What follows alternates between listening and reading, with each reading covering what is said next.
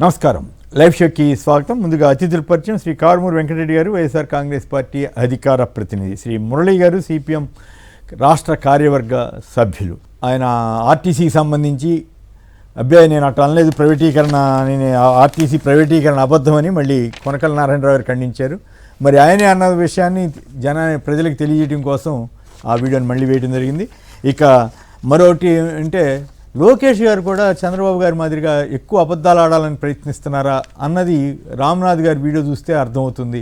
అదొకటి. తర్వాత సోషల్ మీడియాని కట్టడి చేయాలి అని చెప్పి చంద్రబాబు గారి ప్రభుత్వం విపరీతంగా ప్రయత్నం చేస్తుంది. గతంలో ఇందాక చూసాం కదా, ఇంగ్లీష్ మీడియంకి సంబంధించి ఆ పాప ఎవరో చక్కగా మాట్లాడితే ఆ వాళ్ళని సైతం అవమానించే రీతిలో పెద్ద పెద్ద టీడీపీ నాయకులు కొందరు వ్యాఖ్యానించడం. ఇప్పుడు అదే మరి వాళ్ళ మనవడు చక్కగా మాట్లాడాడు, మనకేం అభ్యంతరం లేదు, ఆ కుర్రాడి మీద ఎలాంటి వ్యతిరేకత, అభినందించాలి కూడా. కానీ మరి వీళ్ళు చంద్రబాబు గారు గతంలో ఈ పిల్లల గురించి ఇంగ్లీష్ గురించి ఏం మాట్లాడారు అనేదే ఇక్కడ చర్చనీయాంశం. మరోవైపు సోషల్ మీడియాలో కట్టడి చేయాలని చంద్రబాబు యత్నం చేస్తున్న వైనం, వీడియోలను తొలగించాలంటే ఇప్పుడు అమరావతి మీద ఎవరైనా వీడియో చేశారనుకోండి, దాన్ని వెంటనే తొలగించాలని ఎవరో కేసు పెడతారంట, పోలీసు వాళ్ళు నోటీస్ పంపుతారంట, తీయించేస్తారంట. లేదు గవర్నమెంట్ ఇదిగో తప్పులు చేస్తుందంటే, ఇది నన్ను పేరు నాని గారు చాలా వివరంగా చెప్పారు.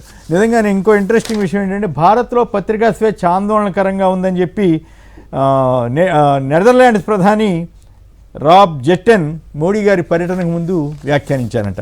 సో ఇవన్నీ చూస్తే నాకు మరి ఈ పరిస్థితి ఎందుకు వస్తుంది, మీకేమనిపిస్తుంది? మీరు కూడా ఈ సోషల్ మీడియా సంబంధించినటువంటి ఇష్యూస్లో ఉన్నారు కదా, మీకేమనిపిస్తుంది? ఇప్పుడు ఈ మనం వీడియోలు వేసాం, అబద్ధాలు ఎందుకు చెబుతున్నారు? అబద్ధాలు చెబితే మళ్ళీ అబద్ధాలని అంటే మళ్ళీ వాళ్ళ మీద కేసులు పెట్టడం, ఈ గొడవంతా. ఓవరాల్గా ఈ సిచ్యువేషన్, పెట్రోలు ఈ అంశంలోకి మళ్ళీ వెళ్ళడానికి ముందుగా ఈ రెండు వీడియోల మీద మీ కామెంట్ ఏంటి? ఒకటి రామ్నాథ్ గారి వీడియో, రెండు చంద్రబాబు గారి మనవడు గారి వీడియో, అట్లా ఆర్టీసీ వీడియో. కొమ్మినేని గారు, ముందుగా మీకు అట్లానే ఏదో మురళి గారికి, సాక్షి టీవీ ప్రేక్షకులందరికీ నమస్కారాలు, వెరీ గుడ్ మార్నింగ్. ఇక్కడ తండ్రి మంచి అడుగుదాడల్లో నడిస్తే కొడుకు కూడా అదే మంచి అడుగుదాడలో నడవాలని అనిపిస్తుంది. చాలా చోట్ల జరిగింది. ఇప్పుడు మనం చూసాం, రాజశేఖర రెడ్డి గారు 4 అడుగులు మంచి పనుల కోసం ముందడుగు వేస్తే, అంతకుమించి ముందడుగు జగన్మోహన్ రెడ్డి గారు వేస్తానని చెప్పి అలానే పేద ప్రజల కోసం మంచి చేశారు. కానీ ఇక్కడ చూస్తే చంద్రబాబు నాయుడు గారు ఎలా అబద్ధాలు ఆడతాడో, దానికి మించిన నాయకుడిగా ఎదగాలంటే ఇంకెక్కువ అబద్ధాలు ఆడాలనేది లోకేష్ ఆల్రెడీ మెంటల్గా ప్రిపేర్ అయినట్టుగా మనకు అనేక సందర్భాల్లో కనపడింది. లేకపోతే లేచిన దగ్గర నుంచి నిజంగా ఇలా ప్రభుత్వం ఏమన్నా మంచి చేసి ఉంటే, ఈ 2 సంవత్సరాల్లో మేము ఇది చేసాం, ఇదిగోండి దీన్ని మీరు ప్రజల్లోకి తీసుకెళ్ళండి. ఎవరు చెప్పాలి? ఇప్పుడు మాకు జగన్ గారు ఏం చెప్పారు? ఇదిగోండి మనం చేసినటువంటి మంచిని మీరు గడప గడపకి వెళ్ళి చెప్పండి, ఇదిగోండి మనం పేద ప్రజలకు ఎంత మంచి చేసాం అని చెప్పి మాకు చెప్పారు. అదేవిధంగా జరిగిందేదో మేము ప్రజలకు చెప్పాం. సరే, వాట్ ఎలక్షన్, ఈవీఎంలో అది సెకండరీ కాబట్టి. సో ఇక్కడ ఇప్పుడు వీళ్ళు ఏం చెబుతున్నారు? ఇదిగోండి పలానా వాళ్ళు గొడ్డల పార్టీ అని ప్రచారం చేయండి, పలానా వాళ్ళు సైకో అని తిట్టండి, లేదంటే పలానా వాళ్ళు దుర్మార్గుడు అని చెప్పండి, మీరు జనాల్లోకి తీసుకెళ్ళండి అని చెబుతున్నారు. అంటే ఏంటి? క్లియర్గా వాళ్ళ ఎజెండా స్పష్టంగా ఏదైతే 2029 ఎన్నికలకు కూడా వాళ్ళ ఎజెండా అబద్ధాలని లేదు ప్రచారం చేయాలి, వైఎస్ఆర్ కాంగ్రెస్ పార్టీ మీద. ఆశ్చర్యం వేస్తుంది, కౌన్సిల్లో చంద్రబాబు మీద దాడి జరిగింది, ఆ రోజుల్లో ఎక్కడ వార్తలే రాలేదు, ఈయన ఎట్లా కనిపెట్టి చెప్పారు ఇప్పుడు కింద ఫోటోలు. రామ్నాథ్ గారు చాలా ఇంట్రెస్టింగ్ గా కింద ఫోటోలు ఆల్రెడీ బాలకృష్ణ గారు, చంద్రబాబు నాయుడు గారు అన్న. ఎందుకు సార్? వాళ్ళే అధికారంలో ఉంది, శాసన మండలి రికార్డ్స్ ఎవరి దగ్గర ఉంటాయి? అవును, శాసన మండలిలో రికార్డ్స్ ఇప్పుడు వాళ్ళ దగ్గరే ఉంటాయి కదా, వాళ్ళు రికార్డ్ చేసి చూపించచ్చు కదా ఏమన్నా ఉంటే, ఇదిగోండి జరిగిందని. అలాంటి ఏమి ఉండదు, ఎందుకంటే వాళ్ళు ఊరకు గుడ్డగాల్చి మొహాన వేస్తారు, ఇదిగోండి విధ్వంసం, లేదంటే ఇదిగోండి వీళ్ళు రౌడీలు, లేకపోతే వీళ్ళు గోండాలు, ఇలా ప్రచారం చేయాలనేది వాళ్ళ టార్గెట్. అదేవిధంగా వాళ్ళు వెళ్తున్నారు. ఇంకో రెండో అంశం వచ్చేటప్పటికి ఆర్టీసీకి సంబంధించినటువంటి అంటాం. ఆర్టీసీని క్లియర్గా 2029 సంవత్సరం వచ్చేలోపు పూర్తిగా ప్రైవేటీకరణ చేయడానికి అడుగులు పడ్డాయి అనేది మనకు స్పష్టంగా కనపడుతుంది. ఎందుకు? 12 డిపోలు, కీలకమైనటువంటి డిపోలు, కర్నూలు, అనంతపురం, రాజమహేంద్రవరం, ఇట్లాంటి కీలకమైనటువంటి డిపోలన్నింటినీ ప్రైవేటు వాళ్ళకి ఆల్రెడీ ఇచ్చేశారు. దాదాపు 6,000 కోట్ల రూపాయల విలువైన భూములు ఒకటి.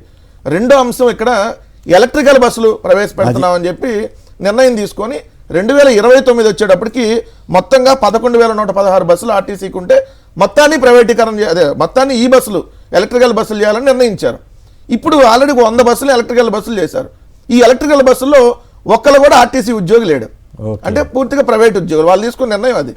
సో మెల్లిగా వచ్చేటప్పటికి ఏమైంది? అన్ని బస్సుల్ని ఎలక్ట్రికల్ వెళ్ళేటప్పటికి ఈ ఆర్టీసీలో ఉన్నటువంటి ప్రభుత్వంలో ఉన్న వాళ్ళు ఉండరు, అంటే ప్రైవేట్ వ్యక్తుల చేతికి ఇచ్చేస్తారు. రెండోది, ఇప్పుడు ఆర్టీసీకి సంబంధించి రోజుకొక బస్సు సర్వీసుని నిలిపివేశారు. ఇప్పుడు వరకు దాదాపుగా 264 బస్సు సర్వీసుల్ని ఇప్పుడు తీసేశారు, రోజుకొక సర్వీసును తొలగిస్తున్నారు. ఇంకొకటి కాలం చెల్లిన బస్సులు ఒక 2000 బస్సులు ఉన్నాయి. ఓకే, ఆ ఇష్యూ అది వేరే. సోషల్ మీడియాకి సంబంధించి మాత్రమే ఇప్పుడు సోషల్ మీడియా మీద ఎట్లాంటి దాడి చేస్తున్నారు, అట్లాగే ఇప్పుడు చంద్రబాబు గారి మనవడి గారికి ఒక రూలు, మిగతా వాళ్ళకి ఒక రూల్ ఉండదు కదా. సోషల్ మీడియా ఇప్పుడు ఎఫ్ఐఆర్ కాపీ, ఇప్పుడు ఇది గుంటూరుకు సంబంధించినటువంటి ఎవరో తెలుగుదేశం వాళ్ళు కంప్లైంట్ ఇస్తే 11/4/2026 కట్టారు. FIR number 75/2026.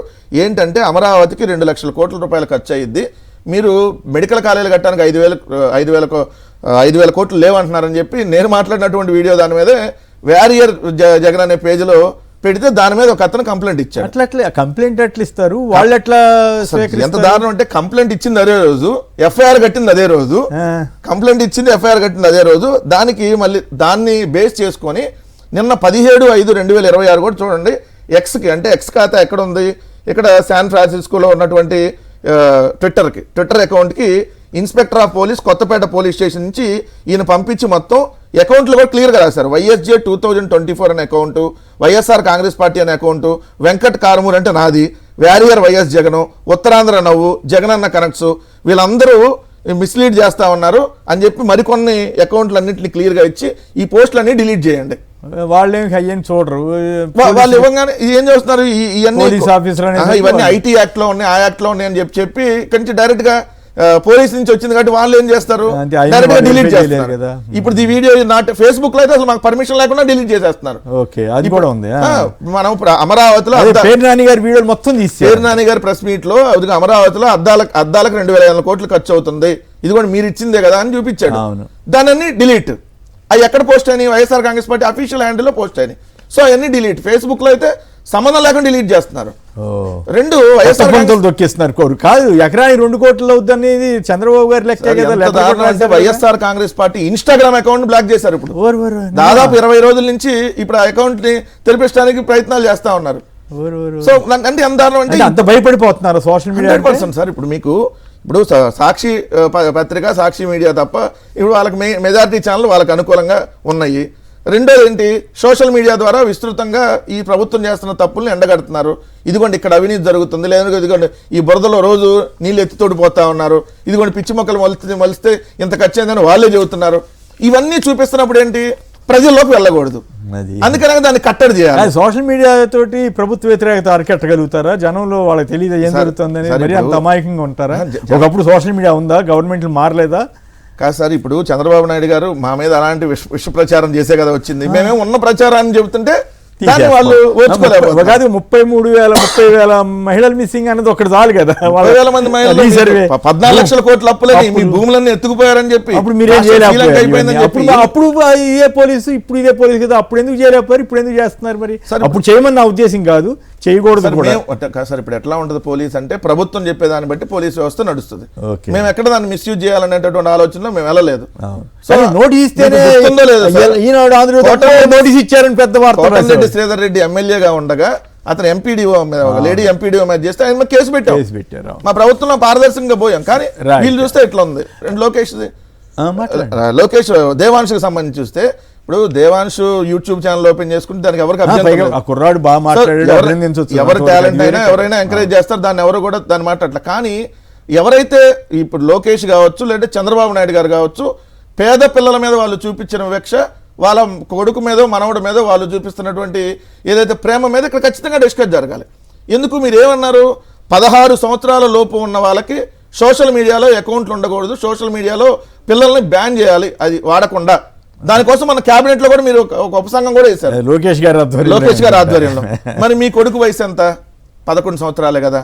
సరే, డైనోసార్స్ మీద కదా ఆయన చేసింది. ఎవరైనా సార్, ఇప్పుడు పిల్లలైనా అందరూ వేరే సైట్లు చూస్తారా? కాదు కదా. ఇప్పుడు దాన్ని మల్టీ టాలెంట్, ఇప్పుడు మీకు చిన్నపిల్లలు మీరు అబ్జర్వ్ చేశారు లేదు సార్, ఇప్పుడు ఈ రీల్స్ ఎన్ని వచ్చిన అలవాటు అయినాక ఇప్పుడు మన ఈ డాన్స్ షోలకి చిన్నపిల్లలతో ఆర్ట్ సైడ్ కూడా ఎక్కువ మంది వెళ్తా ఉన్నారు. మీరు చూస్తే చిన్నపిల్లలకు సంబంధించి 6-7 సంవత్సరాల పిల్లలు ఎంత బ్రహ్మాండంగా చేస్తున్నారు మనం చూస్తూనే ఉన్నాం. సో మొబైల్ మాకు తెలిసిన పాప ఒక 6-7 ఏళ్ళు ఉంటాయేమో, ఇండియాలోనే నెంబర్ 1గా వచ్చిందండి కేరళలో జరిగిన మోడల్ పోటీలో.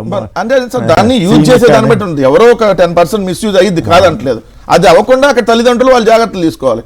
రెండో పాయింట్, మీరు అన్నదేంటి, ఆ రోజు మా బెండపూడిలో మౌనిక అనేటువంటి అమ్మాయి ఇంగ్లీష్ ఆ విధంగా బ్రహ్మాండంగా మాట్లాడితే ఆ అమ్మాయిని ట్రోల్ చేశారే. మరి ఇప్పుడు మీ పిల్లలు మాట్లాడినప్పుడు మేము ఎక్కడ ట్రోల్ చేయట్లా, కానీ ఒకసారి మీరు గమనించుకోండి, మీ మెంటాలిటీ ఎలా ఉందనేది గమనించుకోమని చెబుతా ఉన్నారు. రెండోది ఏంది, ఇంగ్లీష్ మీడియం విద్య పెడితే పేదవాళ్ళు ముద్దబ్బాయిలు అయిపోతారని మాట్లాడారు చంద్రబాబు నాయుడు గారు. మరి ఇప్పుడు మీ కొడుకు మీ మనవడు బ్రహ్మాండంగా మాట్లాడుతున్నాడు కదా, ముద్దబ్బాయి కాలేదు కదా, మరి పేదలు ఎందుకు ముద్దబ్బాయిలు అవుతారు? 2 ట్యాబులు ఇస్తే మీ కొడుకుతోనేమో పాడ్కాస్ట్, మీ మనవడితో లోకేష్ కొడుకుతో మీరు పాడ్కాస్ట్లు పెట్టిస్తానంటున్నారు. వాళ్ళు ట్యాబులు చదువుకోవడం, దాంట్లో కూడా ఏ కంటెంట్ ఓపెన్ కాదు, ఓన్లీ ఎడ్యుకేషన్ రిలేటెడ్ ఇన్స్టాల్ చేసినటువంటిది మాత్రమే ఓపెన్ అవుతుంది. దాంట్లో మళ్ళీ బైజూస్ యాప్ చేస్తే ఇది ఏ జ్యూస్ అని నీచంగా మాట్లాడారు. నీచంగా మాట్లాడి ఆ ట్యాబులు ఇస్తే పిల్లలు ఏదేదో చూస్తారని చెప్పి ఈనాడు దినపత్రికతో పాటు వాళ్ళ పత్రికలో రాపిచ్చారే. మరి ఇప్పుడు ఏమో మెయిన్ పేపర్లో వేసి దేవాంశు సూపరు డోపర్ అని చెప్పి మీరు రాస్తుంటే సో ఎంత తప్పు రాయండి, కాదు. ఎందుకంటే అబ్బాయి టాలెంట్ ఉంటే దాన్ని దాంట్లో ఎవరు నో డౌట్. కానీ మీరు ప్రవర్తించినటువంటి విధానం ఎలా ఉంది అటువంటి తరహా లక్షణాలు ఆ మనవాళ్ళు రాకూడదని. పేద పిల్లల మీద వాళ్ళేమో ఇంగ్లీష్ మీడియం చదువుకుంటే వాళ్ళకేమో ట్యాబులు ఇస్తే వాళ్ళకేమో బైజూస్ కంటెంట్ ఉంటే వాళ్ళేమో ఇంగ్లీష్ అసెంట్ మాట్లాడితే వాళ్ళ మీద మీరు ట్రోల్ చేశారే, వాళ్ళకేమో అసలు సోషల్ మీడియా అకౌంట్లో వద్దన్నారే, మరి ఇప్పుడు ఏంటిది? రైట్, మురళి గారు మీరు చెప్పండి. ఈ 2 వీడియోలు చూశారు కదా, అబద్ధాలు ఎందుకు చెప్పాలని తాపత్రయపడుతున్నారు? 2 సోషల్ మీడియాలో మనవడికి ఒక నిబంధన లేకపోతే సూత్రం, మిగతా పేదలకి అందరికీ ఇంకో సూత్రమా అనేది ఒక పాయింట్. సో సోషల్ మీడియాని అణిచివేస్తే ప్రభుత్వం మీద జనంలో ఏమైనా వ్యతిరేకత ఉంటే అది పోతుందా? జనం పట్టించుకోరా? జనానికి అందరికి ఏమి తెలియకుండా పోతుందా? సార్ నమస్కారం. మీకు ప్యానెల్ లో ఉన్న వైసీపీ మిత్రుడికి వీక్షకులకి అందరికీ సిపిఎం పార్టీ తరఫున నేను ముందుగా నమస్కారాలు తెలియజేస్తాను. మనకు ఒక సామెత ఉంది కదా సార్, ఆవు చేనులో మేస్తుంటే దూడ ఉన్న గట్టును మేస్తుందా అని చెప్పి ఒక సామెత ఉంది. మీరు ఎంత మునుపు ప్రస్తావన చేస్తూ చెప్పారు. పత్రికా స్వేచ్ఛ, మీడియాకు ఏ రకమైనటువంటి స్వేచ్ఛ భారతదేశంలో ఉందంటే 196వ స్థానంలో ఈ రోజు మనం ఉన్నాము. ప్రపంచ దేశాల్లో సిగ్గుతో తలంచుకోవాల్సిన దుస్థితి ఉందని పైన రకంగా నేర్పించేసిన తర్వాత మీకు తెలుసు కదా ఎంతమంది జర్నలిస్టులు ఏ రకంగా ప్రఫీల్ ఫోకాస్ట్ దగ్గర నుంచి లేదా ఆఖరికి మీరు కూడా ఏ రకంగా ఇబ్బందులు పడినారనే విషయం ఇక్కడ అందరికీ తెలుసు. సమస్య ఏంటంటే ఇష్యూని ఏదైనా మాట్లాడితే దాని మీద వాస్తవాల మీద ఎంత దాకైనా చర్చ నడుపుకోవచ్చు. ఏ ఇష్యూ మీదనైనా అది తప్పుల్ని అంటే తప్పులన్నింటినీ సమర్థించమని కూడా కాదు, కొన్ని ఉంటాయి, దాంట్లో తప్పులు ఉంటాయి, వాస్తవాలు ఉంటాయి. కానీ దీనికి రాష్ట్రం మొత్తానికి లేదా దేశం మొత్తానికి పరిపాలకులుగా ఉన్నటువంటి వాళ్ళు, వ్యవస్థను నడుపుతున్నటువంటి శక్తులు ఏ రకంగా ఉండాలి?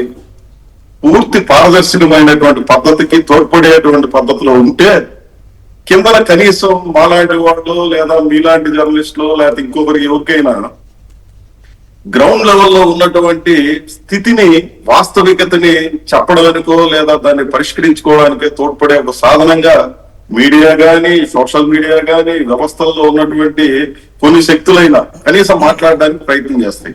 అట్లా కాకుండా ప్రతి దానికి ఏదో ఒక రూపంలో ఏం మాట్లాడితే ఏమైపోతుందో అన్నటువంటి బతకాల్సిన పరిస్థితి ఏర్పడితే అది ఏమవుతుంది? కుక్కర్ గురించి చెప్తాను. కుక్కర్కి ఆ ప్రెషర్ వాల్యూని బయటికి రావడానికి విజిల్ లేదనుకోండి, ఏమవుతుంది? బద్దలైపోతుంది. సొసైటీలో ఈ రకమైనటువంటి పరిస్థితి పెరిగే కొద్దీ ఈ అసంతృప్తి రకరకాల రూపాల్లో వ్యక్తమై బద్దలైపోయే పరిస్థితి వస్తుంది. అది పాలకులు ఎప్పుడు దృష్టిలో పెట్టుకోవాల్సినటువంటి అవసరం ఉంది. అప్రజాస్వామికమైనటువంటి పద్ధతుల్లో వ్యవహరించడం ఏ రకంగా ఎవరికీ మంచిది కాదు. కాబట్టి ఈ పద్ధతిని విడనాడడం ఈ రోజు కాదు, ఎవరికైనా గతంలో చెప్పాం, ఇప్పుడు చెబుతున్నా, అది సరైనటువంటిది నా అభిప్రాయం సార్. రైట్, మరికొన్ని వీడియోలు చూద్దాం. నమస్కారం.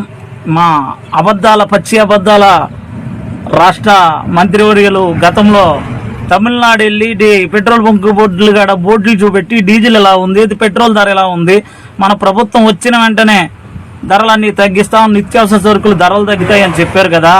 24 నెలల్లో ఎక్కడన్నా 24 పైసలు తగ్గించారా? 3 రూపాయలు పెంచారు. అది 3 పెంచినా 5 పెంచినా పెంచినట్టే కదా. మా ఉప ముఖ్యమంత్రి గారు గతంలో డీజిల్ రేటు పెరిగితే పక్క రాష్ట్రాలకు వెళ్ళి కొట్టించుకోమని స్టేట్మెంట్ ఇచ్చారు. మరి ఇప్పుడు వెళ్ళి ఏ రాష్ట్రంలో కొట్టించుకోవాలి? మీరు ఇప్పుడు కొంతమంది అపరమేధావులు ఉంటారు, వెన్నుపోటు పచ్చి అబద్ధాల జెండా కూలీలు మాట్లాడి మాటలు ఎంత పెంచినా పెంచినట్టే. మనం ఒక హామీ ఇచ్చినప్పుడు గతంలో పక్క రాష్ట్రానికి వెళ్ళి ఇలా ఏలు పెట్టి చూపెట్టినప్పుడు మనం ఇంకా 3 వేలు చూస్తాయి. మరి ఇప్పుడు తగ్గించాలి కదా. మీరు చెప్పినట్టుగా 24 నెలల్లో మీరు పెంచవలసిన పని ఏంటి? మీరు ప్రజలకు ఇచ్చిన హామీ ఏంటి? ఇప్పుడు పెంచింది కదా, 3 రూపాయలు అంటే పైన ఉన్నాయా? రైట్, అవి వీడియోలు ఆసక్తికరంగా ఉన్నాయి. నిజంగానే పవన్ కళ్యాణ్ గారు నాకు నేను సీఎం అవుతానికి గతంలో అన్నారు, ఇప్పుడేమో నేను సీఎం అవడానికి పెట్టలేదంటే మరి దేని పెట్టా బాబు అని ప్రొఫెసర్ నాగేశ్వర గారు లాంటి వాళ్ళు అడుగుతున్నారు. నిజంగా అంతే కదా, నేను యూట్యూబ్ అందుకు నడపట్లేదు, లేకపోతే నేను సినిమా బాగా ఆడాలని యాక్ట్ చేయలేదు అని కామెంట్ చేయటం. నేను సినిమా హిట్ అవ్వాలని చెప్పి నేను సినిమా తీయలేదు. ఎట్లా అంటారు అసలు? అట్లా సాధ్యం. నేనే సీఎం అవుతాను, మీరు నాకు ఓటేసి చూడండి, కనీసం కాపులన్నా పోయింది అని కూడా. మీకు కులభావం లేదా, మీరన్నా ఆదరించరా నన్ను? రైట్. కనిష్టం 5%, గరిష్టం 100%. తెలంగాణలో భూములు ఆస్తుల విలువల సవరణ ఈ నెల 26 లేదా 28 నుంచి విలువలు అమల్లోకి వస్తాయంట. మరి దీని ఎఫెక్ట్ ఆదాయం పెంచుకోవడం కార్యక్రమంలో భాగంగానా, లేకపోతే ఇంకా దీనివల్ల మరి రియల్ ఎస్టేట్ మీద ఎలాంటి ప్రభావం పడుతుందో చూడాలి. 4 రోజుల పాటు తెలంగాణ రక్షణ సేన జెండా పండుగ చేస్తామని కవిత గారు చెప్పారు. మరి కవిత గారు మరి ఆ జెండా పండుగ ఎట్లా చేయగలుగుతారో చూద్దాం. రైట్. మళ్ళీ పెరిగిన పెట్రోల్ డీజిల్ ధరలు. లీటర్ పెట్రోల్ డీజిల్పై 90 పైసలు పెంపు. 5 రోజుల్లో 2 సార్లు పెరిగిన ఇంధన ధరలు. హైదరాబాద్లో లీటర్ పెట్రోల్ ధర ₹111.36 చేరింది. డీజిల్ ధర ₹99.53. ఢిల్లీలో లీటర్ పెట్రోల్ ₹98.63. డీజిల్ ₹91.50 అంటూ లేటెస్ట్గా ఇవాళ పొద్దున, అంటే ఇంకా భవిష్యత్తులో కూడా ఈ పెరుగుదల ఉంటుందని ఆల్రెడీ వాళ్ళ పేపర్లో వార్తలు వచ్చాయి. ఆ వార్తలు చదివేలోపే ఈ తాజా సమాచారం వచ్చింది. ఆంధ్రప్రదేశ్లో అయితే ఇప్పటికే 113 అయింది కాబట్టి ఇంకొక రూపాయి పెరిగింది, 114 అయింది. మరి నిన్నైతే ఓ పేపర్లో కొన్ని పత్రికల్లో మీడియాల్లో 5 నుంచి 10 రూపాయలు పెరిగినా ఆశ్చర్యం లేదు భవిష్యత్తులో కొద్ది రోజుల్లోనే అని అన్నారు. అది నిజమైతే అంతే, వారానికి ₹1. రైట్.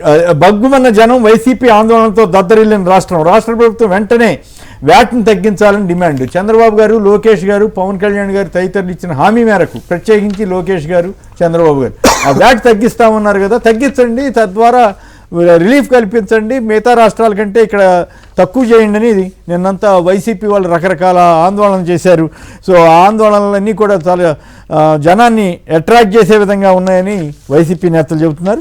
ముందుగా మురళి గారు చెప్పండి, ఈ పెట్రోల్ డీజిల్ ధరలు పెరిగిన తీరు, మళ్ళీ ఇవాళ పెరిగిన వైనం, పత్రికల్లో వస్తున్న కవరేజీ, నిన్న వైసీపీ వారి ఆందోళన పర్యవసానం, వీటన్నిటి మీద మీ కామెంట్ ఏమిటి? సార్, ఒక విషయాన్ని ఇక్కడ మనం పూర్తిగా గమనంలో పెట్టుకోవాలి. నేను దీనికి అనుసంధానంగా 1-2 అంశాలు కూడా చెప్తాను, ఈ రాష్ట్రానికి సంబంధించిన కొన్ని ఉదాహరణలతో సహా. ఇక్కడ ఒకటి, అంతర్జాతీయ పరిణామాల్లో కొన్ని మార్పులు వచ్చాయి, యుద్ధము ఈ కారణాలు ఇచ్చారు అనేది ప్రధానమైనటువంటి చర్చ జరుగుతోంది. అంతకు పూర్వం ఏ యుద్ధం లేనటువంటిప్పుడు, ధరలు బాగా తక్కువగా ఉన్నప్పుడు తక్కువ ధరకే ఇవ్వలేదు, కంపెనీలు చాలా పెద్ద ఎత్తున లాభాలు పొందాయి.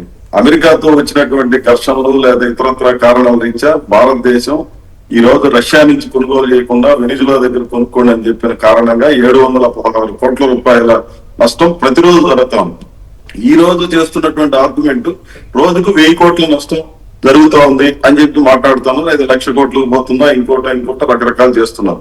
ఇది ఒక అంశం అయితే, ఇప్పుడు మనకు వస్తున్నటువంటి వాటిల్లో కేంద్ర ప్రభుత్వం బాధలు లేదా అంతర్జాతీయ పరిస్థితులు ఇవన్నీ కష్టాలు మొదలైన తర్వాత భారాలన్నీ అల్టిమేట్ గా మళ్ళీ సాధారణమైనటువంటి ప్రజల మీద వాళ్ళ జేబులకు చిక్కుపడే కార్యక్రమంగా మారిపోతాను. రాష్ట్రాలు బాధ్యతగా ఉన్నాయా, కేంద్రం బాధ్యతగా అంటే ఇరువురు ఏం బాధ్యతగా ఉన్నటువంటి పరిస్థితి లేదు. మన రాష్ట్రంలో డబుల్ ఇంజిన్, మన రాష్ట్రంలో డబుల్ ఇంజిన్, ట్రిపుల్ ఇంజిన్ సర్కార్ అనే విషయాన్ని ఈ పాయింట్ లో మాత్రం చెప్పట్లేదు ఎవరు. ఈ పాయింట్ లో ఇట్లాంటి వాటిలో చెప్పరు. తగ్గుదల లేకపోతే కష్టాలు తగ్గించినప్పుడు ధరలు పెరిగిపోయినాయి. ఇప్పుడు ద్రవ్యోల్బణం తీరు విపరీతంగా పెరిగిపోయింది, వేతనాలు ఏం పెరగడం లేదు, సౌకర్యాలు తగ్గుతున్నాయి, అన్ని రకాల భారాలు ప్రజల మీద విపరీతంగా పడుతున్నటువంటి నేపథ్యంలో ఈ భారాల తగ్గింపుకి ఏం చేయాలన్నటువంటి చర్చ కంటే కూడా పొదుపు మాత్రం అనే పేరుతో ప్రధానమంత్రి గారు ఏదో చేస్తారు, దానికి ఆ మిగిలిన రాష్ట్రాలు అసలు స్పందించడం కూడా స్పందించవు, లేదా మిగిలిన వాళ్ళు ఏం చేయాలనేది కూడా చర్చించరు. వెంటనే ఇక్కడ చంద్రబాబు నాయుడు గారు ఆయన కాన్వాయ్ను తగ్గించేసినట్టుగా పవన్ కళ్యాణ్ తగ్గించేసి, ఈ రోజు ఒక మంత్రి గారు అయితే 3 కిలోమీటర్లు సైకిల్ తొక్కుంటూ వెళ్లి రైల్లో వచ్చారని చెప్పి దాన్ని ఆదర్శంగా ప్రజలందరికీ చూపించి మీరందరూ పొదుపు చేయండి. ఎవరు పొదుపు చేయాలి? పొదుపుకు జనం దగ్గర ఉంటే కదా. సమస్య ఏంటంటే ఏదో జనం దగ్గర డబ్బులు ఎక్కువైపోయి పొదుపు చేయాలనా, లేదనంటే జనం తీవ్రమైనటువంటి కష్టాల్లో ఉన్నటువంటి ప్రజలకి పొదుపు మాత్రం ఏమి ప్రయోజనం నాకు అర్థంగా ఉంది. ఇక్కడ అన్నిటికంటే కీలకమైన, నేను ఇంత మునుపు చెప్పాను చూడండి, దానికి లింక్ కొన్ని విషయాలు. కాదు, మీరు ఈ పాయింట్ చెప్పారు కాబట్టి ఒక ఇంట్రెస్టింగ్ విషయం మీ దృష్టి తీసుకొస్తాను మురళి గారు. మరి ఇది మరి సోషల్ మీడియాలో వచ్చింది, ఇది ఎంతవరకు కరెక్టో కాదో నాకు తెలియదు కానీ బట్ ఇంట్రెస్టింగ్, సరదాగా ఉంది. ప్రధానమంత్రి గారి పిలుపు మేరకు, ముఖ్యమంత్రి గారి సూచన మేరకు ఇంధనం ఆదాలో భాగంగా సైకిల్ మీద తిరుగుతున్న ఒక ఎమ్మెల్యే గారు అని సోషల్ మీడియాలో ఊదరగొట్టి ఇవాళ ఒక కార్యక్రమంలో భాగంగా మేము కూడా వెళ్ళాం. అక్కడ ఆయన ఒక కారులో, వాళ్ళ అబ్బాయి ఒకే కారులో, ఎమ్మెల్యే గారి భార్య గారు ఇంకొకరు కారులో వచ్చారు. మొత్తం 3 ఫార్చ్యూనర్ కార్లు వాడారు. అలా రాగానే సైకిల్ ఈ పోస్ట్ గుర్తుకొచ్చి ఏం చేయాలో అర్థం కాలేదంటూ ఒక ఆయన ఎవరో చమత్కారంగా వచ్చే 3 ఫార్చ్యూనర్ కార్లు వచ్చారంట. ఆయన మాత్రం సైకిల్ మీద కొంతసేపు నడిపారంట. మరి ఎవరో పేరు తెలియదు, చెప్పలేదు. సో ఇట్లా నడుస్తూ ఉంటాయి వ్యవహారాలు. మురళి గారు, అదే నేను అనడం కూడా అదే సార్, ఇవన్నీ వేషాలు వేయకూడదు. నాయకత్వ స్థానాల్లో ఉండేవాళ్ళు, అందులో మంత్రులు, ముఖ్యమంత్రులు, ప్రధానమంత్రి స్థాయిలో ఉన్నటువంటి వాళ్ళు ప్రజల్ని మోసపూరితంగా తాము నీతిగా ఉన్నాము అని చెప్పడం కోసం ఇట్లాంటి వ్యవహారాలు నడపకూడదు అనేది నేను సూటిగా చెప్పాను. నిజంగానే పొదుపు చేస్తా ఉన్నారా ప్రభుత్వాలు? ఈ రోజు ప్రభుత్వ రంగాన్ని ధ్వంసం చేస్తున్నాయి. ఇంత మునుపు మీరు ప్రస్తావన చేశారు, విద్యుత్ బస్సులకు సంబంధించిన దాంట్లో మొత్తం ప్రభుత్వ ఆస్తుల్ని కొల్లగొట్టి పూనా కంపెనీకి అమ్మేస్తున్నారు. దాంట్లో ఉన్న సారాంశం అది. మంగంపేట బైరటీస్, ఇక్కడ కేంద్రం రాష్ట్రంలో ఉన్నటువంటి ఒక మంత్రి శాసన మండలి సమావేశంలో చెప్పాడు, మైనింగ్ లో 25,000 కోట్ల అవినీతి జరిగిందని. ఏమన్నా మార్పులు జరిగినాయా?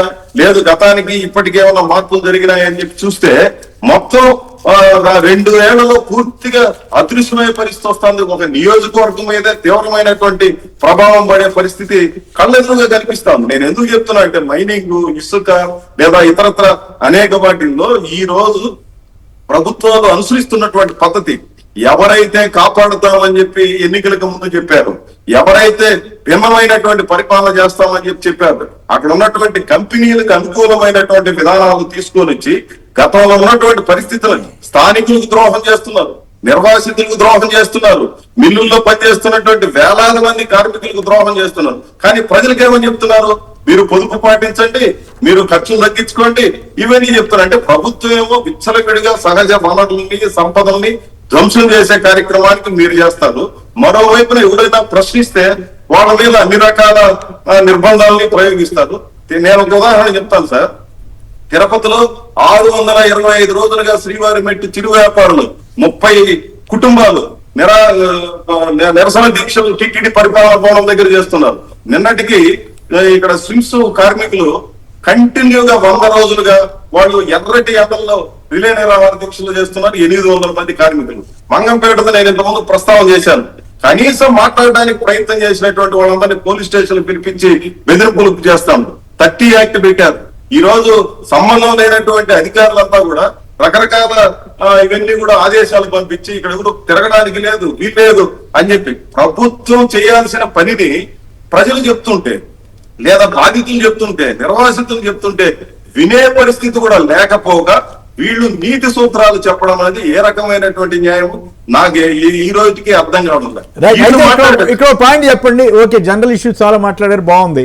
ఇక నా పాయింట్ ఏంటంటే, లోకేష్ గారు కానీ చంద్రబాబు గారు కానీ మేము రాగానే పెట్రోల్ ధరలు తగ్గిస్తాము, వ్యాట్ తగ్గిస్తాము, ఆంధ్రప్రదేశ్లో చాలా ఎక్కువ ఉందని వాదించారు కదా, ప్రచారం చేశారు కదా కంపారిటివ్గా. మరి ఇప్పుడు ఆంధ్రప్రదేశ్ ప్రభుత్వానికి ఆ బాధ్యత ఉన్నట్లా లేనట్లా?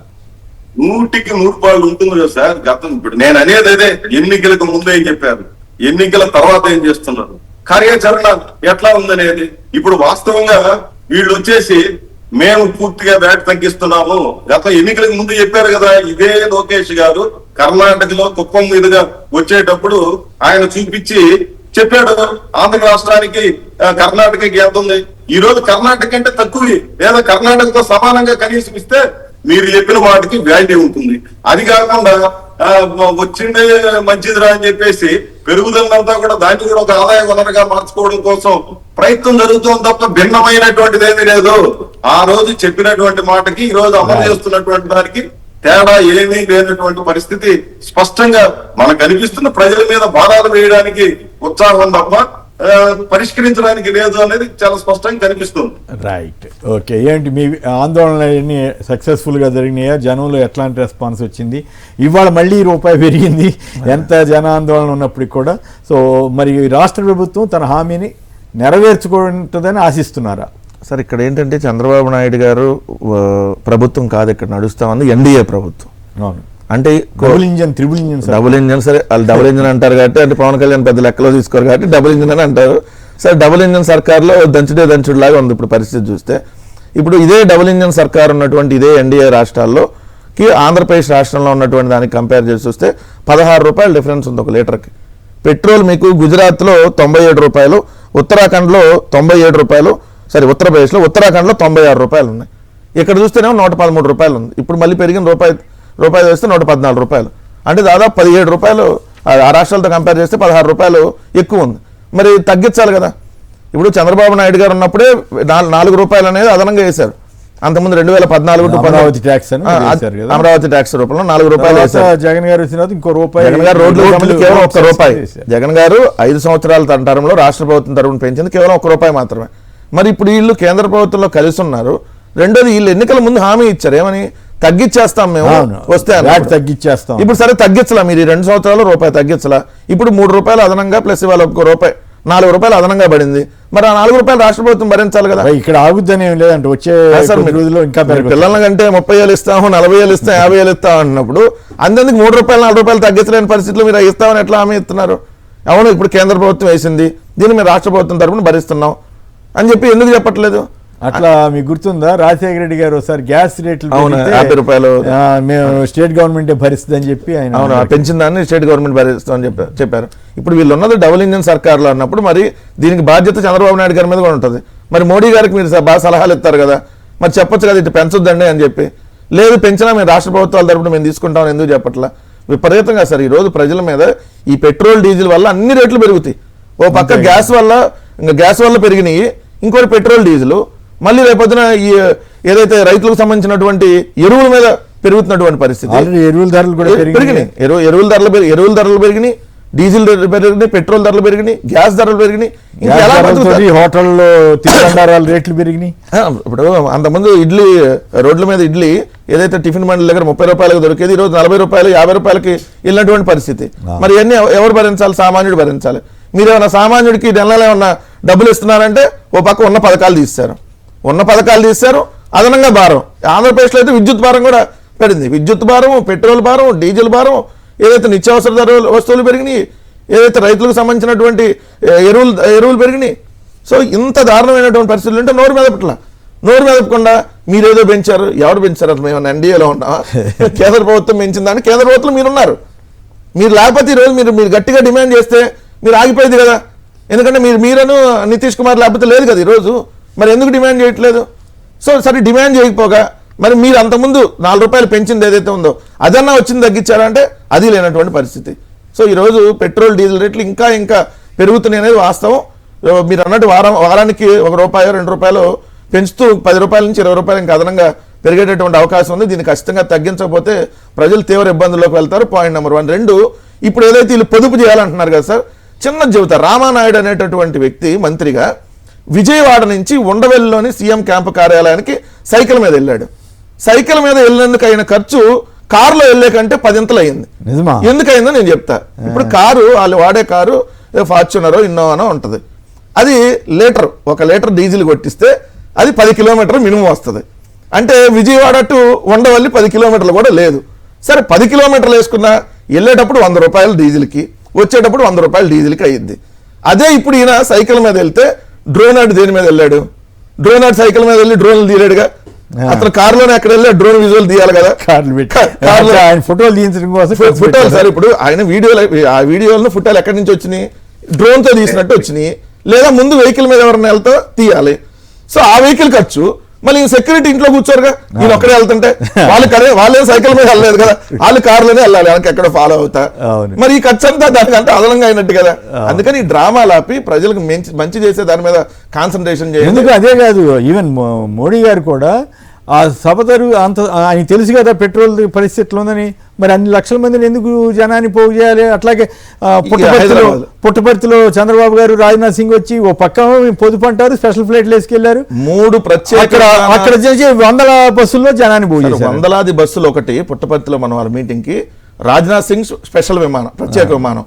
కేంద్ర మంత్రి రామ్మోహన్ నాయుడు ప్రత్యేక విమానం, ఆయనది కూడా నారా లోకేష్ ప్రత్యేక విమానం, చంద్రబాబు నాయుడు గారు ప్రత్యేక హెలికాప్టర్. అంటే ఒక మీటింగ్ కి 3 విమానాలు, ఒక హెలికాప్టర్, 100 బస్సులు. ముందు రోజు ఏం స్టేట్మెంట్? పొదుపు చేయాలి మనం. నేను 10 కార్లు 4 కార్లు తగ్గించుకుంటున్నా, మీరు కూడా పొదుపు చేయండి. దీన్ని పొదుపు అంటారు. 3 విమానాలు, ఒక హెలికాప్టర్, 100 బస్సులు పెడితే దీన్ని పొదుపు అంటారంటే పోనీ నాయకుడు కాబట్టి అక్కడికి వెళ్ళడానికి నలుగురు ఒకటే ఫ్లైట్ లో వెళ్తే ఢిల్లీ నుంచి వచ్చేది వీళ్ళు అది కాదు. అది వీళ్ళు చెప్పడం అనవసరంగా చెబుతున్నారు తప్పితే వెళ్ళొచ్చు. కానీ అక్కడ జనాన్ని పోగు చేయడానికి 100 బస్సులు పెట్టడం తప్పు కదా, అట్లా చేయకూడదు కదా అనేది మా బోటి వాళ్ళని చెబుతాం. సరే మీరు రాజకీయ మీటింగ్ లోనే పొదుపు అన్నప్పుడు మీటింగ్ పెట్టి పొదుపు అని చెప్పారు. పొదుపు అంటే ఎట్లారా బాబు అనిపిస్తుంది కదా. రైట్, సాయి మోహన్ గారు చెన్నై నుంచి. సాయి మోహన్ గారు నమస్కారం, మాట్లాడండి. నమస్కారం సార్. నేను ఈ చంద్రబాబు గారు ప్రకటించినటువంటి 3 కానండి 4 కానండి అన్న విషయాన్ని గురించి మాట్లాడాలనుకుంటున్నాను. మాట్లాడండి, మన దాంట్లో ఏదైనా పద్ధతిగా మాట్లాడండి. అలాగే మన భారతదేశ జనాభా 145 కోట్లు ఉంది సార్. దానికి వాళ్ళకి దగ్గర సదుపాయాలు, రోడ్లు, వస్తుంది ఉపాధి అవకాశాలు అవన్నీ ఆయన ఇచ్చిన ప్రోత్సాహకాలు 30,000 40,000 ఒక 6 నెలలకు కూడా సరిపోన్నటువంటి విధంలో ఉంది సార్. అందులో మన మిగతా దేశాలు ఎలా ఉన్నా కూడా మన దేశంలో జనాభా కొరత ఏం లేదు సార్. అంత అవస్థ కాదు సాయి మోహన్ గారు, మీరు ఆందోళన చెందుతున్నారు కానీ చంద్రబాబు గారికి ఆ విషయాలన్నీ తెలుసు. కేవలం పెట్రోల్ ధర పెరిగింది, దాన్ని డైవర్ట్ చేయడానికి ఇది ఒక మంచి సబ్జెక్టు. లేకపోతే ఆయన 30,000 పిల్లాడు పెరిగిపోతాడా, పాప పెరిగిపోద్దా, ఆయనకి ఆ విషయం తెలియక కాదు, కావాలని కూడా ఆయన చేశారనేది ఎక్కువ మంది అభిప్రాయం. అయితే ఆయన ప్రచారం చేయడం ద్వారా మంచైనా చెడైనా లేదా నెగిటివ్ అయినా పాజిటివ్ అయినా దేశవ్యాప్తంగా ఆయనకు అదొక చర్చా కార్యక్రమం నడుస్తూ ఉంటుంది కదా. చంద్రబాబు గారి మాట అన్నారని కొందరు, అవునని కొందరు, కాదని కొందరు, ఇదంతా నడుస్తూ ఉంటుంది. కాబట్టి మీరేం వరి అవ్వద్దు. అదేమి బహుశా నేను అనుకోవటం ఆంధ్రప్రదేశ్లో కూడా అట్లాంటిది ఏమి జరగదు. ఆయన మాటిని ఎవరు పిల్లలకంటారు నేనైతే అనుకోను. దాని మీద కూడా చర్చిద్దాం. మరికొన్ని వార్తలు కూడా సంక్షిప్తంగా మీ దృష్టికి తీసుకొస్తాను. ఉచిత బస్సు ప్రయాణానికి మంగళం. ఈ ఈవీ వెహికల్స్ పేరు మీద అవన్నీ కూడా ప్రైవేటు వాళ్ళకి ఇవ్వడం ద్వారా ఈ దొంగ దెబ్బ వేయబోతున్నారు. శ్రీశక్తి పథకానికి ఉచిత బస్సు ప్రయాణం కూడా ఎత్తివేసే అవకాశం ఉందంటూ కథనం వచ్చింది. ఎస్ఐఆర్ అత్యంత కీలకం, అంటే ఓట్ల రివిజన్ మీద అంతా జాగ్రత్తగా ఉండాలని చెప్పి సజ్జల రామకృష్ణారెడ్డి గారు పార్టీ వారికి చెప్పారు. జోగి రమేష్పై పోలీస్ జూనం. గుంటూరు జిల్లా పొన్నూరు మండలం మామిళ్లపల్లిలో ఉద్రిక్తత. అక్రమ కేసులు ఎదుర్కొంటున్న రైతులను పరామర్శించేందుకు వెళ్తున్నప్పటికీ పోలీసులు మాత్రం అడ్డుపడుతున్నారు. అదేందు మరి. సన్రేకి జుహుజూర్. శాసన వ్యవస్థలో కీలక వ్యక్తి సన్నిహిత సంస్థ కావడంతో బాబు నజరానా అంట భూమికి సంబంధించి ఇప్పుడు గవర్నమెంట్ ల్యాండ్ ఇచ్చేస్తున్నారట తక్కువ ధరకి. ఇది సత్వా రియాలిటీ అంటూ ఇంకో స్టోరీ ఇచ్చారు. బలవంత భూసేకరణ చేస్తే కలెక్టరేట్లో ఉరి వేసుకుంటాం, అమరావతి రైతుల ఆవేదన. మంత్రి కుటుంబ కంపెనీ కోసం మా గ్రామాలు నాశనం కావాలా? ఏలూరు జిల్లాలో బయోగ్యాస్ ప్లాంట్ను అడ్డుకున్న 4 గ్రామాల ప్రజలు. మా పొట్టగొట్టి మంత్రి పార్థసారథి కుటుంబానికి భూములు కేటాయిస్తారా? చంద్రబాబు ప్రభుత్వంపై ప్రజల తీవ్ర ఆగ్రహం. కాపులకు బాబు అన్యాయం చేస్తున్నా ప్రశ్నించే బాధ్యత మీకు లేదా? పవన్ కళ్యాణ్కు కాపు రిజర్వేషన్ సమితి ఘాటు లేక. కాపులపై దాడికి తెగబడిన టీడీపీ గూండాలు. ఇది అక్కడ గుంటూరు జిల్లాలో ఊరు శివారు నుంచి నడి రోడ్డు వరకు కొట్టుకుంటూ తీసుకెళ్లిన టీడీపీ రౌడీలు అని చెప్పి పాపం కాపు నాయకులు వాపోతున్నారు. హైవే పక్కన పేదల ఇల్లు కూల్చివేత. 40 ఏళ్లకు పైగా ఉంటున్న వాళ్ళ వాళ్ళకి ఆల్టర్నేటివ్ ఏదైనా చూసి తీయచ్చు కదా. రాష్ట్రమంతటా గ్రీన్ షాపులు పెడతామని ఉప ముఖ్యమంత్రి పవన్ కళ్యాణ్ గారు అన్నారట. ఇక జోగి రమేష్ తోడ్పాటుతోటే నకిలీ మద్యం తయారని ఈయన ఎల్లో మీడియా రాసుకుంది బ్రహ్మాండంగా. మరి జయచంద్రారెడ్డి ఏమయ్యాడు, వాళ్ళందరూ ఏమయ్యారు? ఇది చాలా విచిత్రంగా ఉంటుంది కదా. జయచంద్రారెడ్డి ఇప్పుడు వరకు ఎక్కడున్నాడు తెలియదు, వాళ్ళే తప్పించారని కదా. జోగి రమేష్ గారికి అంటగట్టి ఇలా ఇచ్చేసి మీకు వాళ్ళు ఈ కేసు పెట్టిన వెంటనే వారం రోజుల్లో వాళ్ళ పేపర్లో రాశారు బెంగళూరులో ఉన్నాడు జయచంద్రారెడ్డి అని. అంటే మరి బెంగళూరులో ఉంటే ఎందుకు పట్టుకురాలా? సో అట్లా తప్పించారు తెలివిగా. అంటే అసలు ప్రభుత్వ వైఫల్యం, నకిలీ మద్యం తయారీ నకిలీ మద్యం అనేది వదిలేసి జోగి రమేష్ మీద దృష్టి పడి నకిలీ మద్యం ఇబ్రహీంపట్నంలో ఉందని వెళ్ళి చూపించాడు జోగి రమేష్, ఆయన కేసు పెట్టారు. ఎంత దారుణం, ఆయన తయారు చేశాడు అన్నట్టు పెట్టారు. రైట్. రాష్ట్రంలో ఎస్సీ జనాభా 18.31%. కమిటీ లేదు, ఫీజు ఖరారు ఎప్పుడు అంటూ ఎల్లో మీడియానే రాసింది. ఏదో ఏపీ ఎఫ్ఎంఆర్సీకి చైర్మన్ సభ్యుల నియామకంలో జాప్యం జరుగుతుందంట. మరో 11 ప్రాజెక్టులు కీలకమేనని చంద్రబాబు గారు అన్నారట. సంజీవనికి పచ్చ జెండా ఊపుతున్నారట. తొలి ఏడాదిలో 149 కోట్లతో అమలు చేస్తారట. రామాలయ నిర్మాణంపై స్టే. ఆకివీడుపై రాష్ట్ర ప్రభుత్వానికి సుప్రీంకోర్టు నోటీసులని ప్రజాశక్తి వాళ్ళు ప్రముఖంగా ఇచ్చారు. అదానీపై అమెరికా కేసు మూసివేత. $275 మిలియన్ చెల్లించేందుకు అంగీకారం అంటూ రాశారు. ఏఎంసీఏ దేశ రక్షణ ప్రైవేట్ చేతుల్లోకి వెళుతోంది. ప్రభుత్వ రంగ సంస్థ హాల్కు దక్కని చోటు అంటూ మరో వార్తనిచ్చారు. ఇక 3వ బిడ్డకు 30,000, 4వ బిడ్డకు 40,000. శ్రీకాకుళం జిల్లా నరసన్నపేటలో చంద్రబాబు గారు చెప్పంగానే ఆయనకి బాగా మద్దతు ఇచ్చే రేణుకా చౌదరి గారు సైతం తీవ్రంగా విమర్శ చేశారు. పిల్లలు పుట్టిన తర్వాత సంగతి ఏమిటి? ఆ పిల్లలకు 20 ఏళ్ల వయసులో ఉద్యోగం ఇస్తామని ప్రభుత్వం హామీ ఇస్తుందా? వారి చదువు ఖర్చులు భరిస్తుందా?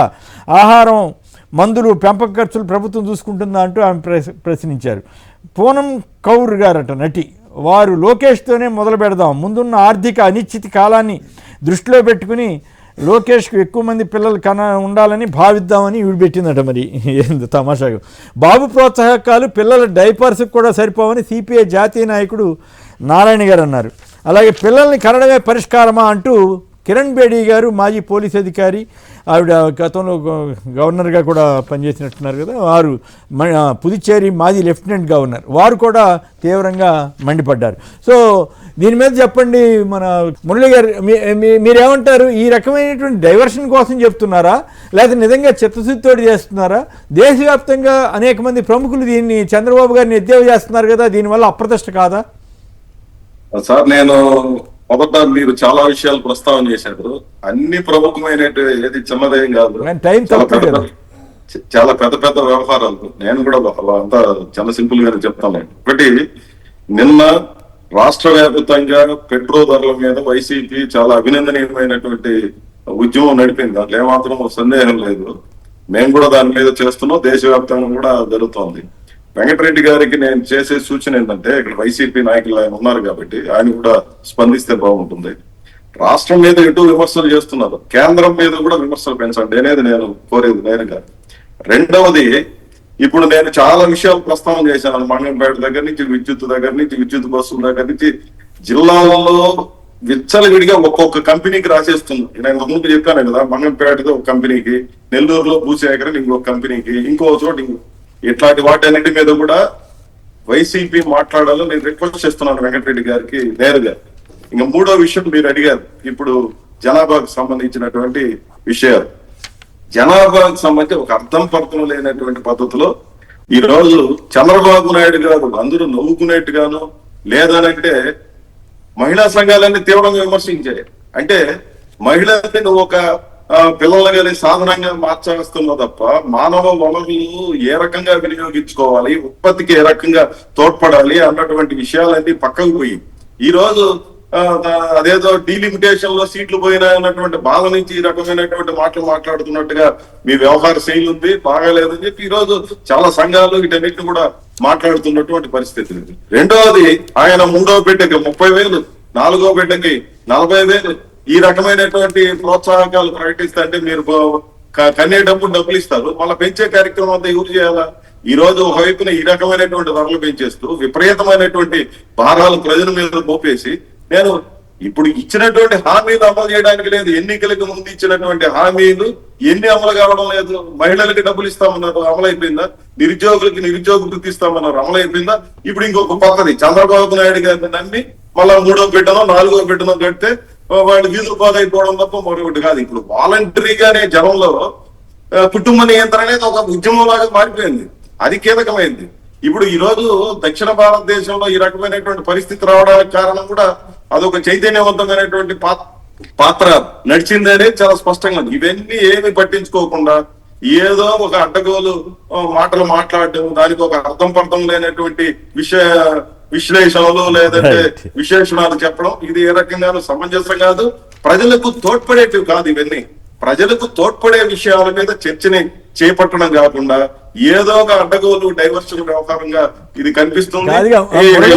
మురళి గారు, మామూలుగా అయితే అందరూ పెట్రోల్ రేట్లు అనుకుంటారు కదా, ఇప్పుడు మనం కూడా దీని మీద మాట్లాడుతున్నాం కదా. న్యాచురల్ అటువంటి తెలివితేటలు చంద్రబాబు గారికి బాగానే ఉన్నాయి కదా. ఏమి ఉపయోగం, ఏదన్నా ప్రజలకు ఉపయోగము అంటే ఇప్పుడు ఏమన్నా సంపద ప్రజల చేతుల్లో కొనుగోలు శక్తి బాగా పెరిగిపోయి డబ్బులు మిగిలిపోయి లేదా ధరలు చాలా బ్రహ్మాండంగా ఉంది. చంద్రబాబు నాయుడు గారి పరిపాలనలో రామరాజ్యం బ్రహ్మాండంగా ఉంది, ఇక్కడ అంతా మిగిలిపోతా ఉంది కాబట్టి బిడ్డలు కన్నా ఏం పర్వాలేదు, ఆస్తులు పెంచుకోవచ్చు అనే పరిస్థితి ఉంటే అది వేరు. ఒక బిడ్డనే ఈ రోజు ఎల్కేజీ చేరిస్తే లక్షలు కట్టాల్సి వస్తా ఉంది. ఆ రకంగా తట్టుకోలేని పరిస్థితిలో జనం ఉంటే మీరు కనండి అని ఒక అర్థం లేనటువంటిది అనేది నా అభిప్రాయం. ఆయన ఏమో అంటున్నారు, ఎల్లో మీడియానేమో దాన్నే ఫోకస్ చేస్తూ అదేదో గొప్ప విషయంలాగా ప్రచారం చేస్తున్నారు వాళ్ళు. మళ్ళీ నాకు తెలిసి చాలా మంది సంపాదకులు వీళ్ళంతా ఇప్పుడు ఆ ఎల్లో మీడియాలో ఉన్న వాళ్ళు ఎవరికి కూడా ఒకళ్ళు ఇద్దరు కంటే ఎక్కువ లేరు. ఇప్పుడు ఆయన సంపద సృష్టిస్తానని చెప్పి ఆయన అధికారంలోకి వచ్చి ఇప్పుడు ఏమంటాడు, సంతానం కంటేనే అది సంపద సృష్టి అంటున్నాడు. మీ సంపద మీరే సృష్టించారు. సంతానం సృష్టి సంపద సృష్టి ఎట్లా అయింది? ఇప్పుడు అంత ముందుకి ఇప్పటికి ఎందుకు పిల్లలను తగ్గించుకున్నారు? మన కాస్ట్ ఆఫ్ లివింగ్ పెరిగిపోయింది, మన పిల్లల చదువులు కానీ ఇవన్నీ చదివించలేకపోతున్నాం. అదే ఒకళ్ళు ఇద్దరు అయితే వాళ్ళని కొంచెం మనం ఉన్నత చదువులు అప్పో సొప్పో చేసైనా చదివించవచ్చు అనే దాంట్లో తగ్గించుకున్నారు అందరూ. సో తగ్గించుకున్న దాన్ని ఇప్పుడు నువ్వు మళ్ళీ పెంచుకో అన్నప్పుడు నిజంగా వాళ్ళ చేతిలో ఎక్కువ సంపద ఉండుంటే ఎక్కువ మందికి అంటారు. ఇప్పుడు డబ్బులు ఎక్కువ ఉన్న వాళ్ళు అయితే ఎక్కువ మంది కన్నా పోషించగలుగుతారు. ఇప్పుడు దాంట్లో చూస్తే చంద్రబాబు నాయుడు గారు richest CM in India. Richest CM in India మీరు ఎంతమందికి అన్నారు? ఒకళ్ళనే అన్నారు. మీ కొడుకు నారా లోకేష్ గారు రిచెస్ట్ మినిస్టర్, 7th ఇండియాలోనే టాప్ 7th మినిస్టర్ రిచెస్ట్ పొజిషన్లో. సో రిచెస్ట్ మినిస్టర్లో మీరు 7th పొజిషన్లో ఉన్నప్పుడు మీరు ఎంతమందికి అన్నారు? ఒకళ్ళనే అన్నారు. మరి ఎవరైనా పాలకులు మీరు అంత రిచెస్ట్ పొజిషన్లో ఉన్న మీరే ఒకళ్ళని కన్నప్పుడు మరి పేదవాడిని ముగ్గురిని కనండి, 30,000 ఇస్తా అంటే మీ 30,000 కోసం 3 వాళ్ళని కనాలా? మీరు ఇచ్చే 40,000 కోసం 4 వాళ్ళని కన్నారా? మీ మాట నమ్మి వాళ్ళు నిజంగా కంటే ఆ 30,000 ఇందా నారాయణ గారు చెప్పినట్టు డైపర్లకు సరిపోవు. మొదటి 5 సంవత్సరాల్లో డైపర్లకు సరిపోవు. రెండో అంశం వచ్చేటప్పటికి అసలు హాస్పిటల్కి వెళ్తేనే నార్మల్ ప్రైవేట్ హాస్పిటల్ అంటే పెద్ద పెద్ద విజయవాడ లాంటి అటు కాకుండా నార్మల్గా కడప లేదంటే మీరు అన్న తెనాలి ఇట్లాంటి చిన్న చిన్న దగ్గరే మినిమం 50,000 అవుతుంది. అంటే హాస్పిటల్లో ఏదైతే డెలివరీ ఛార్జెస్. అంటే ఇక్కడ సమస్య ఏంటంటే అవన్నీ ఆయన తెలియక కాదు కదా. అయితే ఇప్పుడు నా పాయింట్ ఏంటంటే, సరే దీని మీద చాలా చర్చ జరిగింది. దీనివల్ల ఆయనకి పరువు పెరిగిందా, పరువు దెబ్బతిందా అనేది పెద్ద వాళ్ళందరూ ఎద్దేవా చేస్తున్నారు కదా. అంటే చంద్రబాబు నాయుడు గారు పరువు ఉంటే పెరగటం తగ్గటం అని కాదు కదా, ముఖ్యమంత్రి కదా. ముఖ్యమంత్రి లేకపోతే ముగ్గురు కన్నా నలుగురు కానీ ఎవరైనా చెప్పారా? ఆయన ఏమన్నాడు, అప్పుడు నేనే ఆపాను కనకుండా అన్నాడు. ఏది 20 ఏళ్ల క్రితం. అంటే 2020 విజన్కేమో కనొద్దని చెప్పాడు, 2047 విధానం కనమని చెబుతున్నాడు. దానికి అర్థమైంది ఆయన ముందు చూపు లేదని ఆయనకే అర్థం కదా. ముందు చూపు లేదనేది ఆయనకే అర్థమవుతుంది కదా. సేమ్ దాన్ని అమరావతి కంపేర్ చేసినా కూడా అదే. 2015లో జగన్మోహన్ రెడ్డి గారు నెత్తి నోరు కొట్టుకుని, అయ్యా బాబు ఇది రియల్ ఎస్టేట్ రాజధాని, ఇది ఇక్కడ పేదవాడికి హక్కు ఉండదు వద్దని చెప్పాడు ఆ రోజు శంకుస్థాపన అప్పుడే. ఈ రోజు అది గుర్తుపండగా ప్రజలందరూ. అయితే ఇక్కడ సరే ఆ ప్రస్తావన తెచ్చారు కాబట్టి అడుగుతుంది, కలెక్టరేట్లోనే ఉరేసుకుంటామని బలవంతం భూసేకరణ చేస్తాయి అని చెప్పి ఉండవల్లి తరలి వచ్చిన గ్రామ రైతులండి, ఉండవల్లి ప్రాంతం అనుకుంటా. సో అది ఒకటి. మరి పవన్ కళ్యాణ్ గారు ఎందుకు జై అమరావతి అనొద్దు, జై ఆంధ్ర అని అనమన్నారు సడన్గా? రెండో విడత భూసేకరణ జరుగుతున్నప్పుడు మరి ఈ మొదటి విడత భూసేకరణలో ఈయనకి వెళ్ళిపోయి ఉంటాయి ప్యాకేజీలు ఒప్పించారు. అప్పుడు మీకు గుర్తుందో ఎవరో పెరుగన్నం తిని ఆడికెళ్ళి డ్రామాలు ఆడి వచ్చాడు. అప్పుడు కూడా కలిసే ఉన్నారు 2014-18 మధ్య కలిసి ఉన్నారు. హైదరాబాద్ రాగానే ఆయన చంద్రబాబు అలిగినట్టు ఏదన్నా మాట్లాడితే నెల ఇచ్చేది పెంచుతారు. అంత కాదులే ఇంకేదన్నా సార్ నిజంగా ఆయనకు ఆలోచన ఉన్నాడు. అయితే కేబినెట్ లో ముందు డెసిషన్ తీసుకున్నారు కదా భూసేకరణప్పుడు, ఆ రోజు ఎందుకు మాట్లాడలా? అయ్యా ఎంతటితో ఆపేద్దాము, ఇన్ని లక్షల కోట్లు అప్పులు వద్దని చెప్పి ఎందుకు మాట్లాడలా? ఈ రోజు ఎందుకు మాట్లాడుతున్నాడు? సో ఆయన స్వప్రయోజనాలు లేకపోతే మాట్లాడు కదా, ఏదో ఆ స్వప్రయోజనాల కోసం మాట్లాడుతున్నాడు. అంతమించి లేకపోతే ఆయన కేబినెట్ మంత్రిగా ఉన్నాడు, ఆయనకు తెలియకుండా రెండో విడత భూసేకరణ జరగట్లేదు. సో ఆయనకి తెలిసి కేబినెట్లో డిస్కషన్ అన్నీ అయినప్పుడు ఆ రోజు ఎందుకు మాట్లాడలా? ఇప్పుడు అమరావతి అంటే 33,000 ఎకరాలే జై ఆంధ్రప్రదేశ్ అందామని మరి ఈరోజు మాట్లాడుతున్నప్పుడు మీరు ఇప్పుడు చెప్పాలి కదా చంద్రబాబు నాయుడు గారికి, ఏమని అయ్యా మీరు ఎంతటితో ఆపేయండి, తెచ్చిన అప్పులు చాలు, ఇంకా రూపాయి కూడా అప్పులు చేయొద్దు, ఉన్నంతవరకు ఎంతవరకు కడితే అంతవరకు కడదాం, ఇక మనం ఇస్తానన్న పథకాలు చాలా ఉన్నాయి, లేదంటే డెవలప్మెంట్ అంతా ఆగిపోయి ఉంది, మరి ఎందుకు చెప్పట్లేదు? సో ఆయన స్వప్రయోజనాల కోసం ఆయన నోటికేది వస్తే పెద్ద అర్థం లేదంటారు. అమరావతి జై అమరావతి బదులు జయాంధ్ర అనమాట సార్. పవన్ కళ్యాణ్ జయాంధ్ర అంటే మా బోట్ వాళ్ళందరూ అప్పుడు జయాంధ్ర ఉద్యమంలో పార్టిసిపేట్ చేసిన వాళ్ళు. మేము చెప్పాం ఆ మాట. ఎందుకంటే అమరావతి అంటే ఈరోజు గుంటూరు విజయవాడ ప్రాంతాలకు కూడా ఇది రాజధాని అనే ఫీలింగ్ రావట్లా. ఇప్పుడు మేము అదే ప్రాంతానికి సంబంధించి ఉన్నాము, మాకు ఆ ఫీలింగ్ రావట్లా. ఎందుకు? మీరు విజయవాడ నాశనం చేశారు ఓ పక్క, గుంటూరు నాశనం చేశారు. విజయవాడ గుంటూరులో ఖాళీగా ఉంటున్నాయి అపార్ట్మెంట్లు, అన్ని తీసుకుని వెళ్ళి కొత్త నగరం కడతామని అంటే ఎట్లుంటుంది ఫీలింగ్? అది అదే కాకుండా నాకు ఆశ్చర్యం వేసిందంటే అదంతా వరద ప్రాంతం అని మీకు తెలుసు, అన్నీ తెలిసి మళ్ళీ ఆ వరద నియంత్రణకి మేము డబ్బులు 1,000 కోట్లు ఖర్చు పెడతామండి. వరద ప్రాంతంలో కట్టడం ఎందుకు, ఆ రకంగా చేయటం ఎందుకు? ఇదేం విషయం అర్థం కాదు. వరద నియంత్రణ కోసం దాదాపుగా 8,000 కోట్లు పైగా ఖర్చు పెడుతున్నారు. ఇప్పుడు ఆ 8,000 కోట్లు ఖర్చు పెడితే దాంట్లో మెడికల్ కాలేజీలు మొత్తం పూర్తవుతాయి. రెండోది అసలు 8,000 కోట్లు ఖర్చు పెడితే రాజధాని అయిపోయింది కదా. ఇంకో చోట మీరు నాగార్జున యూనివర్సిటీ దగ్గర కట్టేస్తే హైవే అమ్మటి బ్రహ్మాండంగా ఎక్కడ ఉంటుంది కదా, కిలోమీటర్ దూరంలో కట్టేస్తే. సార్ అసలు మీకు ఇంత దారుణం అంటే సచివాలయం 10,000 కోట్లు ఇప్పుడు వరకు ఎస్టిమేషన్, అసెంబ్లీ 2,000 కోట్లు, ఏదో హైకోర్టు 2,000 కోట్లు, సచివాలయం 10,000 కోట్లు, 10,000 కోట్లు సచివాలయం ఇప్పటి వరకు, అది ఇంకెంత పెరిగిందో తెలియదు. సో అద్దాలకు అంటే కానీ అద్దాలకే 2,500 కోట్లు పెట్టి GST రైట్. ఓకే మురళి గారు మీరు చెప్పండి. ఒక పక్కేమో అమరావతి సంబంధించిన రైతులంతా ఆందోళన చెందుతున్నారు, ఏది వాళ్ళకి ఇంతవరకు సరైన ప్లాట్లు వాళ్ళు హామీ ఇచ్చిన విధంగా ఇవ్వలేదని. రెండో వైపు మీరు చూస్తే ఈ టీడీపీ కార్యాలయాలకి ఏకంగా 99 ఏళ్ళకి లీజుకి ఇస్తున్నారంట. పేదలకేమో ఇళ్ల స్థలాలు రద్దు చేశారు అక్కడ. ప్లస్ ఎక్కడ కూడా సొంతంగా ఎవరికి భూములు ఇవ్వలేదు కదా, ఇల్లు కట్టుకున్న స్థలాలు ఇవ్వలేదు. మరోవైపు ఏమో టీడీపీ ఆఫీసులకి భారీ ఎత్తున ఇస్తున్నారు ఈ స్థలాలు. సో ఓవరాల్గా జయాంధ్ర బదులు జయ అమరావతి బదులు జయాంధ్ర అని ఎందుకు అనమంటున్నారు పవన్ కళ్యాణ్ గారు? వీటి మీద సంక్షిప్తంగా మీ కామెంట్ చెప్పండి సార్. ఇప్పుడు పెన్ను వాళ్ళ చేతిలో ఉంది, పేపర్ కూడా వాళ్ళ చేతిలోనే ఉంది, తమకు ఇష్టం వచ్చింది రాసుకోవచ్చు అన్నట్టుగా ప్రవర్తన ఉంది. ఇది ప్రజలు గమనిస్తున్నారు. ఇప్పుడు జనానికేమో ఇళ్ల స్థలాలు ఇవ్వడానికో లేదా గ్రామీణ ప్రాంతాల్లో కౌలు రైతులకో లేదా వ్యవసాయ కూలీలకో వాళ్ళు కోరేది ఏ మాత్రం పరిష్కరించలేనటువంటి ప్రభుత్వం ఈ రోజు ఇష్టానుసారంగా తన చేతిలో ఉంది కదా అని చెప్పి తనకు కేటాయింపులు చేసుకోవచ్చు. అమరావతి విషయంలో కూడా నేను చాలా స్పష్టంగా చెప్పింది ఏమంటే, సీడ్ క్యాపిటల్ వరకు దాన్ని పరిమితం చేయండి. ఆ తరువాత మొదటి దశ, రెండవ దశ, మూడవ దశ 1,00,000 ఎకరాల భూమి ఎక్కడ ఇంత పెద్ద రాజధాని ఉంది? ఇవే కదా 2014-19 సందర్భంలో కూడా పెద్ద చర్చ జరిగింది. అమరావతి కాదా దాన్ని అమరావతిగా మార్చేస్తున్నాడు చంద్రబాబు నాయుడు, సింగపూర్ మంత్రి చేసినటువంటి కామెంట్ కూడా మనకు దృష్టిలో ఉంటుంది ఈ సందర్భంలో. ఇవన్నీ కూడా ఏంటంటే ఇక్కడ భౌతిక పరిస్థితులకు భిన్నమైనటువంటి పద్ధతిలో అనుసరిస్తున్నటువంటిది. ఇప్పుడు హఠాత్తుగా మన పవన్ కళ్యాణ్ గారు ఆ మాట ఎందుకు మాట్లాడారు ఆయన వివరణ ఇస్తే మనకు అర్థం అవుతుంది. అంటే నిన్నటిదాకా ఈ మాటలు మాట్లాడుతూ కొత్త ఇది ఆయన మీద ఒత్తిడి బాగా పెరిగిపోతున్నట్టు ఉంది. పక్కనే విజయ్ ముఖ్యమంత్రి కావడం, ఇంత మునుపు నాగేశ్వర్ గారు మాట్లాడినటువంటిది కూడా మనం చూసాము. ఇప్పుడు ఏదో రాజకీయ పార్టీ పెట్టుకోవడం ఎందుకోసం అంటే ఎవడైనా అధికారంలో రావడం కోసమే కదా. అట్లా కాకుండా ఈ రోజు అందరికంటే ఎక్కువ ఒత్తిడి ఇప్పుడు పవన్ కళ్యాణ్ మీతో పాటు కలిసి పోటీ చేసింది ఆయన ముఖ్యమంత్రి చేద్దామని మీరు అంతా అనుకుంటే ఇప్పుడు ఆయన అసలు నేను ముఖ్యమంత్రి కోసమే కాదనంటాడు ఆయన. ఈ రకంగా మాట్లాడుతాడంటే ఆయన ప్రశ్నించడానికే పుట్టిన పార్టీ అది, ప్రశ్నించడానికే ఆయన రాజకీయాల్లోకి వచ్చారు. ప్రశ్నించొద్దని ఆయన పార్టీ వాళ్ళకి చెబుతున్నాడు. రైట్. ఫైనల్ గా అవినీతి చెక్ ప్రతి ఉద్యోగి పారదర్శకతతో పనిచేయాలి. జిల్లాల్లో 80% ఉద్యోగుల పనితీరు బాగుందని చంద్రబాబు గారు అన్నారంటే 40,000 మందితో టెలికాన్స్ పెట్టారండి. ఈ అవినీతి చెక్ అని ఎందుకు పెట్టారు వీళ్ళు? ఆంధ్రప్రదేశ్ వాళ్ళు ఉద్యోగస్తులను బెదిరించడానికే ఏంది? సంక్షిప్తంగా కాదు సార్. ఇప్పుడు అవినీతికి చెక్ అంటే ముందు ఎక్కడి నుంచి స్టార్ట్ అవ్వాలి? ఈ ప్రభుత్వంలో ఉన్న మంత్రుల దగ్గర నుంచి స్టార్ట్ కావాలి అవినీతికి చెక్ పెట్టాలి. నిన్న జగ్గంపేట జ్యోతుల్ నెహ్రూకి ఆపోజిట్ గా ఉన్న జనసేన అతను 200 కోట్ల రూపాయలు జ్యోతుల్ నెహ్రూ మట్టి ఇసుక మైనింగ్ మీద సంపాదించాడని ఆరోపణలు చేశాడు. 200 కోట్లు. ఆయన సూర్యచంద్ర ఏదో ఉంది ఆయన పేరు. అప్పుడు ఇండిపెండెంట్ కంటెస్ట్ చేశాడు, సీట్ ఇవ్వలేదని. అప్పుడు ఒక్క ఎమ్మెల్యే 200 కోట్లు 2 సంవత్సరాల్లో సంపాదించాడు. సంవత్సరానికి 100 కోట్లు దందాలన్నీ అది మరి దాని మీద చెక్ పెట్టాల్సింది ఎక్కడి నుంచి? రెండోది అసలు డైరెక్ట్ గా ప్రభుత్వమే ఈ అవినీతిని ఎంకరేజ్ చేస్తా మీకు కిలోమీటర్ రోడ్డు వేయడానికి 180 కోట్లు, అయ్యేది 20 నుంచి 25 కోట్లు మరి జరిగే అవినీతి. మళ్ళీ అవినీతికి చెక్ పెడతారంటే సార్, అవినీతి చేసే చంద్రబాబు నాయుడు అవినీతికి చెక్ పెడతారంటున్నాడు. ఆయన ఆ మాట అన్నాడో లేదు కానీ వీళ్ళైతే హెడ్డింగ్ పెట్టారు. అనకుండా ఎందుకు పెడతారులే సార్ అవినీతి చెక్.